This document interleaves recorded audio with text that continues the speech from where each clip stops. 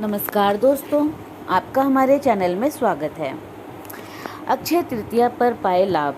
सोना खरीदने से पहले जरूर फॉलो करें ये टिप्स। अक्षय तृतीया को बेहद खास माना जाता है और इसका योग इतना शुभ होता है कि लोग अपना हर शुभ काम इसी दिन करना चाहते हैं।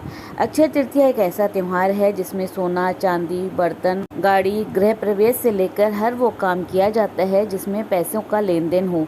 ऐसा कोई भी काम जिसमें निवेश करना हो या फिर दान करना हो तो उसे भी इसी दिन किया जाता है। अक्षय तृतीया का एक खास महत्व है और इस दिन सोना खरीदने की प्रथा सदियों पुरानी है। सोना निवेश के तौर पर काफ़ी महंगा होता ही है और साथ ही इसे लोग स्टेटस सिंबल के रूप में भी देखते हैं। मगर सोना खरीदते समय ये टिप्स जरूर फॉलो करें। कहां से चेक करें गोल्ड रेट। अगर आपको रेट की जानकारी नहीं है तो MCX पर रोज के सिल्वर और गोल्ड के रेट आते हैं। आप प्राइस कंपेयर कर अपने लिए गोल्ड खरीद सकते हैं। हाँ, इसमें प्राइस के साथ टैक्स भी लगता है। गोल्ड कॉइन खरीदने से पहले करें ये चीज़ें चेक।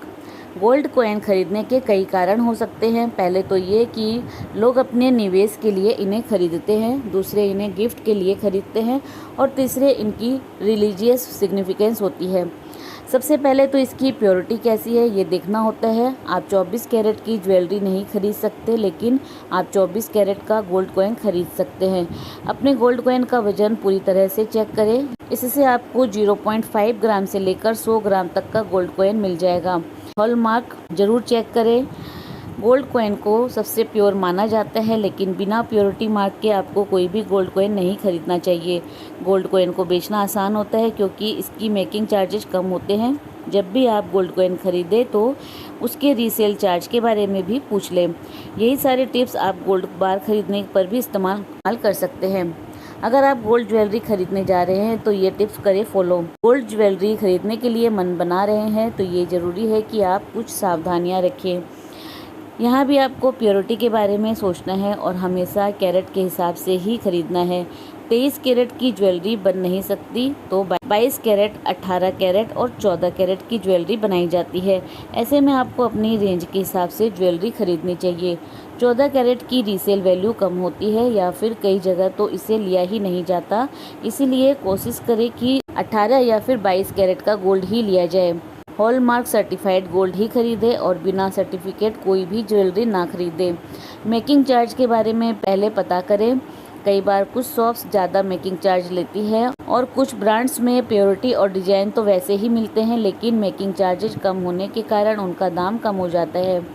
ऐसी ज्वेलरी में निवेश ज़्यादा अच्छा होता है। कलर वेरिएंस पर भी ध्यान रखें।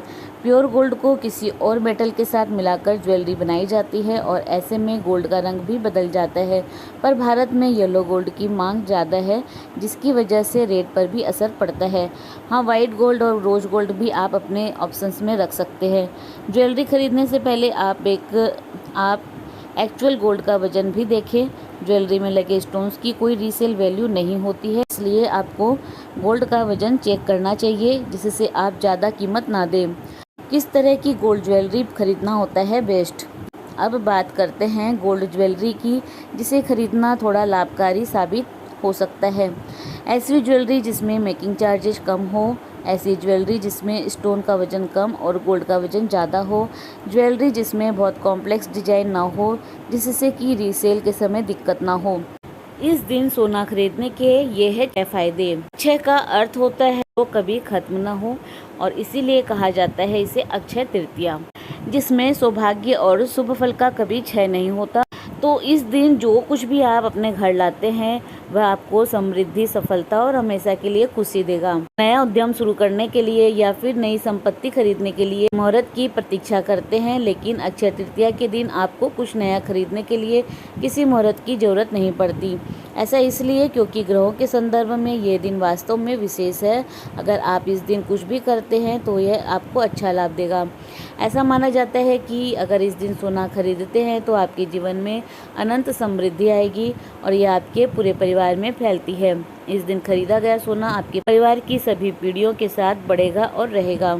लोग इस दिन देवी लक्ष्मी और भगवान विष्णु की पूजा करते हैं और कहा जाता है कि अगर इस दिन आपको अपने घर में सोना मिलता है तो यह आपके घर में माँ लक्ष्मी और भगवान विष्णु को लाने के समान है।